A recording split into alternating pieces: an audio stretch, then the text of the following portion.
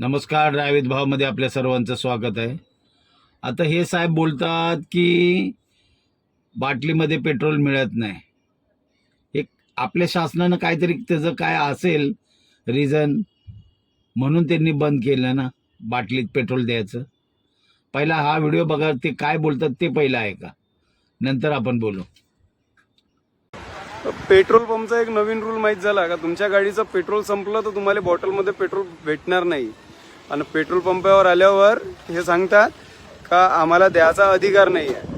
आता बोलायचं कुणाले, कोणता GR आहे, कोणत्या गोष्टी आहे आणि कुठून तरी पेट्रोल भेटायला पाहिजे.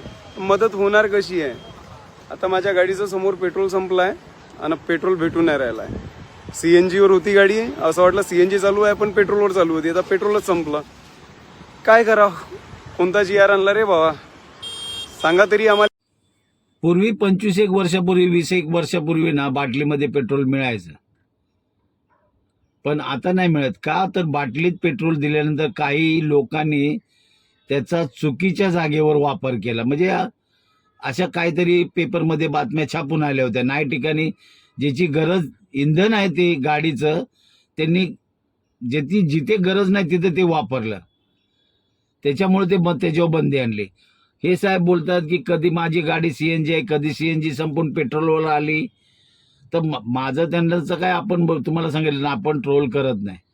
आपलं एकच काम असतं, ज्यावेळेला आपण गाडी चालवतो ना, तर आपल्याला समोरचं जे डॅशबोर्डच्या इथं आपला जो मीटर गेज वगैरे सर्व असतं, तिथे कायम आपलं लक्ष असायला हवं. कुठली आपली लाईट, चेक लाईट लागते का, ह्याच्याकडे लक्ष पाहिजे. फ्यूल किती प्रमाणात आहे ते बघितलं पाहिजे. तुमच्याकडे CNG वरून गाडी पेट्रोलवर लागली, या सगळ्या गोष्टींना बाहेर जाताना ना आपलं लक्ष ठेवलं पाहिजे. म्हणजे असे प्रॉब्लेम कधी होणार नाही. समजा कधी तुम्ही बाहेर एकदम चाललाय, रात्रीचं चाललाय आणि अशा ठिकाणी जर गाडी तुम्हाला कळालंच नाही, तुमचं लक्षच नाही, हा आपलं निष्काळजीपणा आहे. हा आपला निष्काळजीपणा आहे. आपल्याला सगळ्या गोष्टींना बघितल्या पाहिजेत.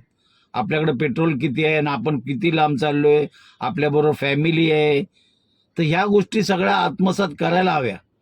आणि कायम डॅशबोर्डकडे बघितलं पाहिजे. त्या मीटर गेजचं असतं तिकडे बघितलं पाहिजे, कुठली लाईट लागते, पेट्रोलची लागते, बॅटरीची लागते, चेक लाईट लागते, सगळीकडे लक्ष दिलं पाहिजे. तर अशा निष्काळजीपणा मग कधी आपल्याला असं नडतो. तुम्हाला काय वाटतं या व्हिडिओबद्दल नक्की कमेंटमध्ये सांगा.